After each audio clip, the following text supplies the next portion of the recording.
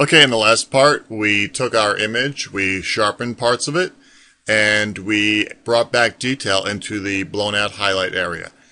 In this part, we're going to actually start restoring detail back in to areas where there's too much noise and remove noise where it's not needed.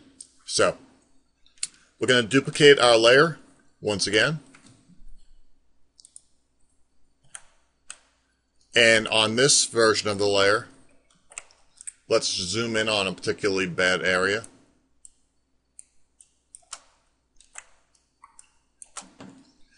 And we're going to go to Filter, Noise, Dust and Scratches. And if we take a look at the preview, or we could just turn the preview on here, we basically have the radius removing the dust, most of the dust that we're looking at here. We can actually bring it up to 2 and it'll really get rid of all of this. The threshold is going to allow us to bring back as much of the detail that we want while getting rid of the detail we don't want. So we want to bring the threshold up until we start seeing some of the bad detail, the noise, and then let's bring it back down until it gets rid of that noise.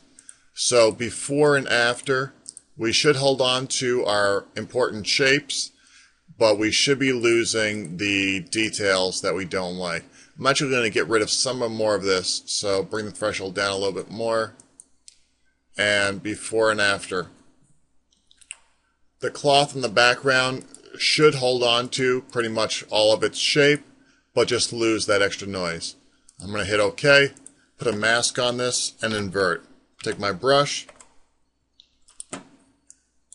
and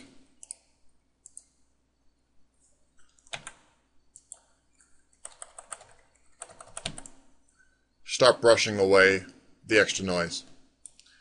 If I find that I've hit an area like right here, let me zoom in on that. That's before, see that blank line right there? And after we're losing that, I can just hit X and flip to the black and paint with black to bring back that detail. We don't want to get rid of essential detail, just unessential. So we go through the big brush, kind of grab all the background area that has noise in it. And this is where it comes in handy, where we noticed earlier in this image that there's like a halo effect on some of these edges where there's bright whites and darker areas. Dust and Scratches is actually going to help us to tone that down a little bit. So you'll notice we're getting rid of the halo. Very handy. So I'm just going to kind of click along those edges and fix that halo effect. And on the face, smooth out that skin. Just getting rid of the extraneous noise.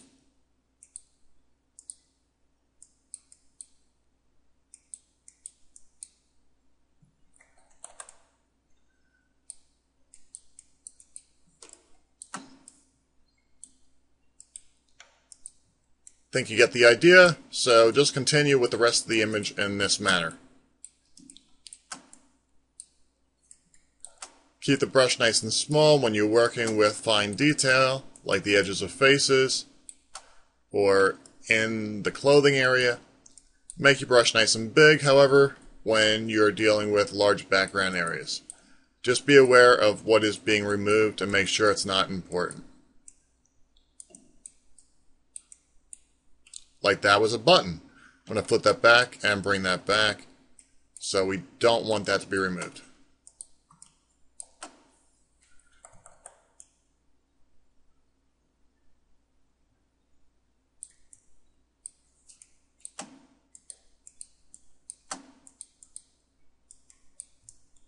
I'm going to pause right now and I'll come back to you once I have a little more finished product.